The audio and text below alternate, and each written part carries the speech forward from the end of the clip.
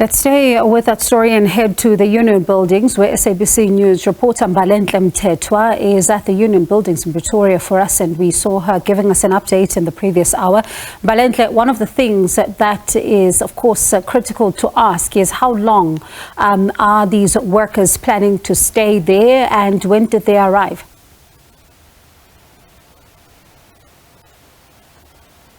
Good evening, Bongiwe. Yes, indeed, it is one of the crucial and most critical questions that need to be answered is the question of how long. But as you've heard, after that report back with union leaders, workers continue to vow to continue to stay camped outside the union buildings until they get what they want, which is an official address from President Cyril Ramaphosa. They are saying that this is because he promised to meet some of the demands and to assist them in what seems to be an impasse between the employer and workers. It seems as though, based on a conversation that we had with Joseph Mthethwa, AMCU President Joseph Mthethwa, it seems as though the ongoing negotiations have been started almost a year ago in June last year and continue until today. And right now this has led to a strike which is in its third month currently. You would have heard Joseph Mthethwa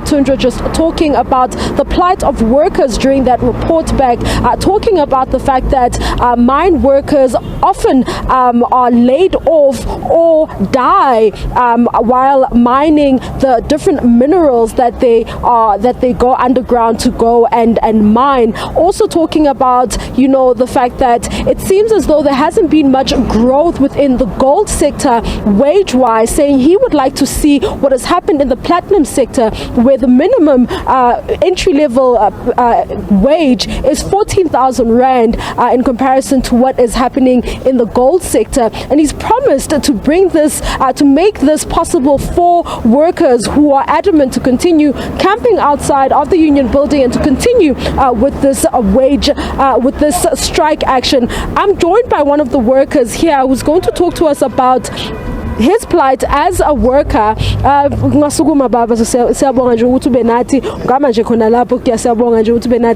you so much for taking the time to speak to us. Talk to us about how you feel about what's going on right now and the wage impasse that seems to exist between unions and your employer. My sister, it's very disappointing that our government, the democratically elected government, that we believe that it should look for us as workers, especially the mining industry, which contributes a lot to the GDP of this country.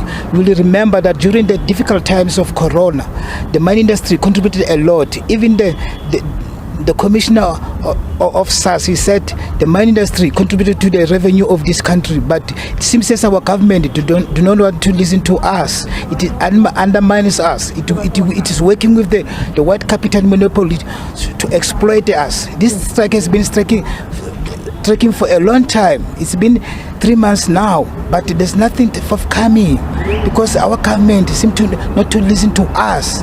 And how do you feel about the report back that you've gotten from union leaders at this stage?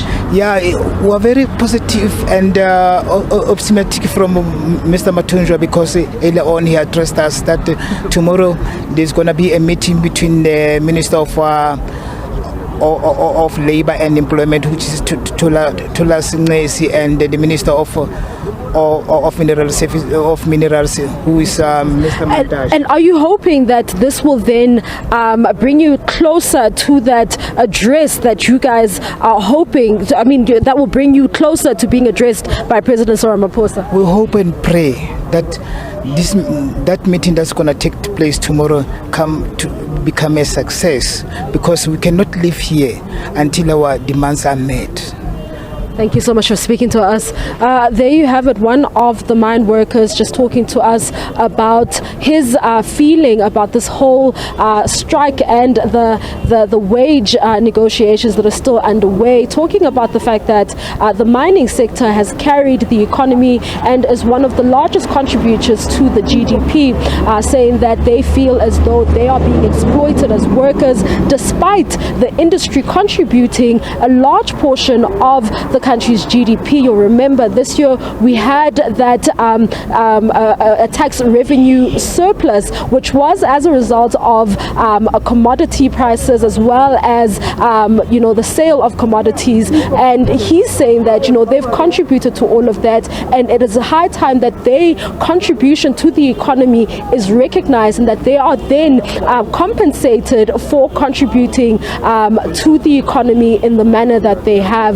They continue to picket and to stage their protest outside here, but really hopeful that a meeting that is due to take place tomorrow morning will bring them closer to that meeting or that address from the president, and will bring them closer to getting that 1,000 rand increment that they have been demanding and calling for a while. It's back to you in studio.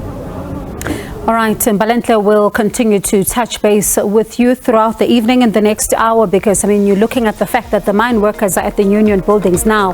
Think back to the 1st of May, Workers' Day, when the workers were demanding that President Cyril Ramaphosa tackle the issues that are facing the gold sector there, as they are calling for this increase at Sibanye mine. So certainly interesting to watch these developments, as they are really resolutive in talking about a secondary strike. We'll continue in the next hour to monitor these developments through Mbalenhle Mthethwa, who is live for us at the union buildings. And of course, on the other side of this, Francis is speaking to Sanral.